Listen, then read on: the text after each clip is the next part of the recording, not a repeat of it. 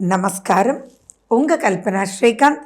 2025 கன்னி ராசி மற்றும் கன்னி லக்ன அன்பர்களுக்கு எப்படி இருக்கும் அப்படின்றது தான் பார்க்க போகிறோம். First and foremost happy new year கன்னி ராசி கன்னி லக்ன அன்பர்களே. நிறைய பேருக்கு கன்ஃபியூஷன் என்ன தெரியுமா? என்ன மேடம், இனி வரக்கூடிய சனி கண்டக சனி, அதுக்கப்புறம் அஷ்டமத்த சனியா, 5 வருஷம் அடேங்கப்பா அப்படின்றதும், அதே மாதிரி 10ஆம் வீட்டுக்கு குருவா அப்படின்ற பயமும் நிறைய பேருக்கு இருக்குது. சரி, எப்பயுமே வருட பலன் அப்படின்றது ராகு கேதுனுடைய நிலை, சனி பகவானுடைய நிலை, குரு பகவானுடைய நிலை. நான் ஒன்றுன்னா உங்களுக்கு பிரித்து நான் சொல்கிறேன். ஸோ அதை நீங்கள் ஃபாலோ பண்ணிங்க அப்படின்னா பல விஷயத்தில் நீங்கள் ஜெயிக்க முடியும். உண்மை நான் சொல்கிறது என்னென்னா, நெகட்டிவ் அப்படின்றது ஓடியே போயிட போகுதுங்க. நெகட்டிவ்ன்றது இருக்காது அப்படின்னாலே பாசிட்டிவ் தானே. எப்படின்னு பார்க்குறீங்களா? ராகு பகவான் 6ஆம் வீட்டில் வர்றார் அப்படின்னா வேறு என்னங்க உங்களுக்கு வேணும்? ஸோ ஏப்ரல் மாதத்துக்கு அப்புறம், அதாவது மே மாதம்தான் பெயர்ச்சி. ஸோ ராகு எப்போ உங்களுடைய 6ஆம் வீட்டுக்கு வராரோ அப்போது அனைத்து நெகட்டிவும் காணா போயிடும். தன்னிகரற்ற நிலை, பிரமாதமான அப்லிஃப்ட்மெண்ட், எதையும் வெல்லும் சக்தி. ஏன் வருட கணக்கில், வருடம்ன்றதெல்லாம் விடுங்களேன், அதாவது வம்சாவழியாக கோர்ட்டு கேஸெல்லாம் போயிட்டு இருந்ததில் அப்படி நடந்துட்டு இருந்தது கூட உங்களுக்கு சாதகமாக வெற்றியாக டக்குன்னு உங்களுக்கு முடிஞ்சு போயிடும். எதிரிகள் இருக்க மாட்டாங்க, தவிடு பொடி ஆயிடுவாங்க, எப்படி காணா போனாங்கன்னே தெரியாது. அந்த அளவுக்கு ராகு கும்பத்தில் வரும்போது உங்களுக்கு அவ்வளோ பெரிய ப்ளஸ். அதே மாதிரி 12ஆம் வீட்டில் கேது அப்படின்றதும் அதை சந்தோஷமாக அனுபவிக்கக்கூடிய நிலை. அண்ட் ஆன்மீகத்துக்கு, அதாவது கோயில் குளத்துக்கு போயிட்டு வர்றதுக்கு, ஒரு ஞானம் அற்புதமாக உங்களுக்கு கிடைக்கிறதுக்கு, எந்த ஒரு விஷயத்தையும் எதை எப்படி பொறுமையாக ப்ரொசீட் பண்ணணும் அப்படின்ற விஷயத்தையும் சொல்லிக் கொடுக்கக்கூடிய வகையில் உங்களுக்கு கேது அமைகிறார். ஃபஸ்ட் அண்ட் ஃபார்மோஸ்ட் ராகு இந்த 6ல் வந்தாலே பல பிஸ்னஸஸ் நீங்கள் பண்ணுவீங்க.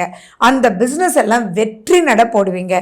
எப்படித்தான் இந்த டெக்னிக்கெல்லாம் உங்களுக்கு புரியுதுன்னு உங்களுக்கே ஆச்சரியப்படக்கூடிய வகையில் இருக்கும். அப்போ பொருளாதார வளர்ச்சி பிரமாதமாக இருக்கும்.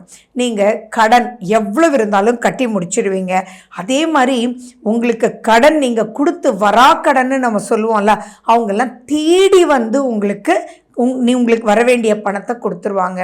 அதே மாதிரி எந்தெந்த இடத்துலலாம் புரியலை, தெரியலை, பிரச்சனை, அப்பா பயமாக இருக்குது அப்படின்லாம் சொல்லிட்டு இருந்தீங்களோ, அத்தனை நெகட்டிவான வார்த்தைக்கும் உங்களுக்கு பாசிட்டிவான ஆன்சர் காத்துட்ருக்கு அப்படின்றத மைண்டில் வச்சுக்கோங்க.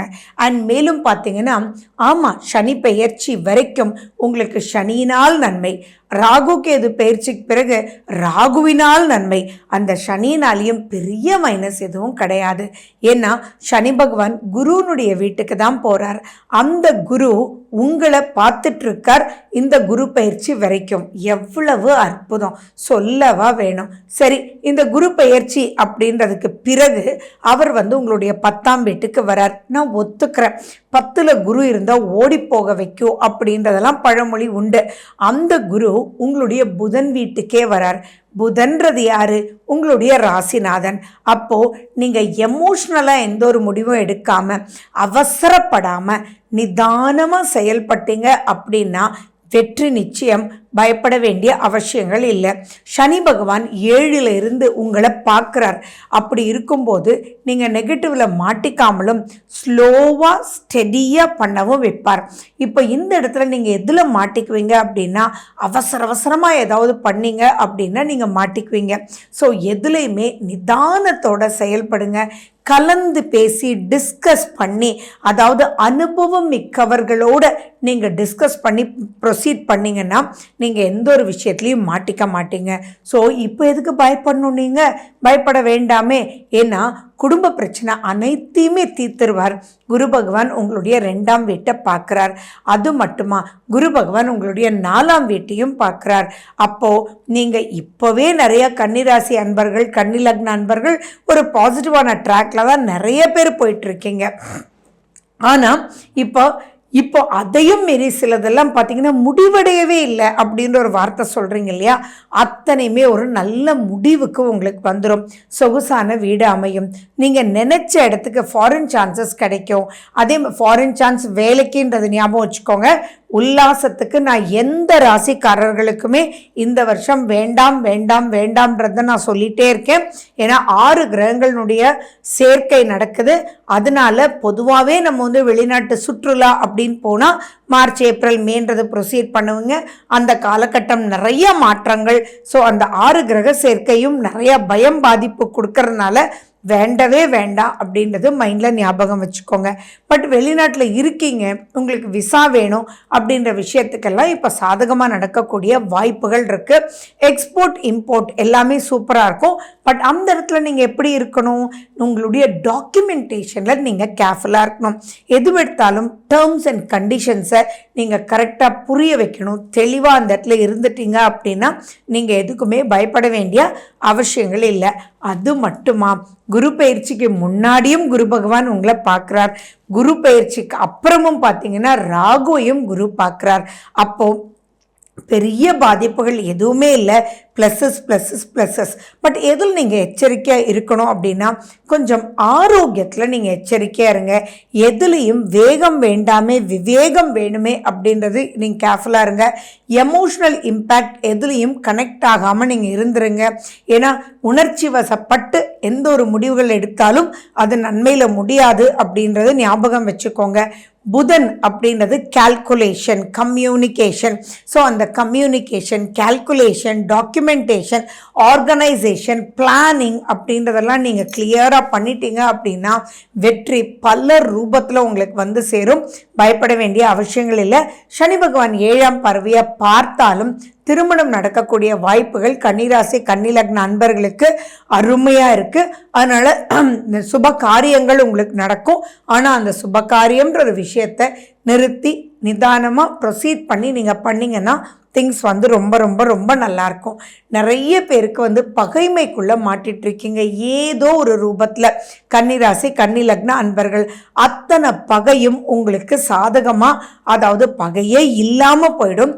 அதே மாதிரி நிறையா ஹஸ்பண்ட் ஒய்ஃப்குள்ளே நிறைய பிரச்சனைகள் இருந்துகிட்ருக்கு இல்லையா, அது எல்லாமே ஒரு முடிவுக்கு வந்துடும்.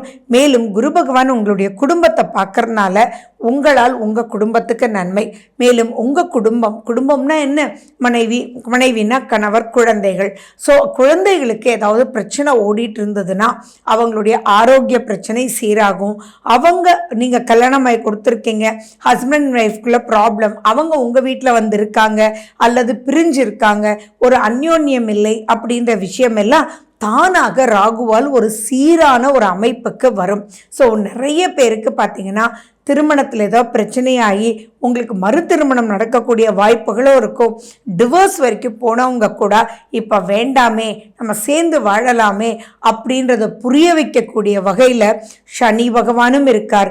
ராகுவும் 6ல் இருக்கிறதுனால யாரை கல்யாணம் பண்ணிக்கிட்டாலும் மைனஸஸ் இருக்க தான் செய்யும். அந்த மைனஸஸை எப்படி அட்ஜஸ்ட் பண்ணி போகணும் அப்படின்றத சொல்லி கொடுத்து நீங்கள் அவங்களோட மனசார பேசி ப்ளஸ்ஸா மைனஸான்றது முடிவெடுத்து, நீங்கள் மைனஸ் அப்படின்னா ரீமேரேஜும் நடக்கும், ப்ளஸ் அப்படின்னா ஆட்டோமேட்டிக்காக அதை அட்ஜஸ்ட் பண்ணி வாழவும் வைக்கும். ஸோ இவ்வளோ விஷயங்கள் ரொம்ப நல்லாயிருக்கு. பட் ஸ்டில் ஆரோக்கியத்தில் மட்டும் ரொம்ப ரொம்ப ரொம்ப ரொம்ப எச்சரிக்கை வேணும் அப்படின்றத மைண்டில் வச்சுக்கோங்க. இதில் எல்லாம் நீங்கள் என்ன பண்ணலாம் இன்னும் நல்லா வர்றதுக்கு உங்களுக்கு பரிகாரம் அப்படின்ற ஒரு விஷயம் அப்படின்னா 12ஆம் வீட்டில் கேது இருக்குது. ஸோ ஞானம்ன்றது ரொம்ப இம்பார்ட்டன்ட். விநாயகருக்கு நம்ம என்னென்னலாம் பண்ணுவோமோ அதெல்லாம் நீங்கள் ப்ரொசீட் பண்ணுங்கள். விநாயகர் கோயிலுக்கு போயிட்டு வாங்க. ஆல்வேஸ் உங்கள் பக்கத்தில் அருகம்புல் வச்சுக்கோங்க.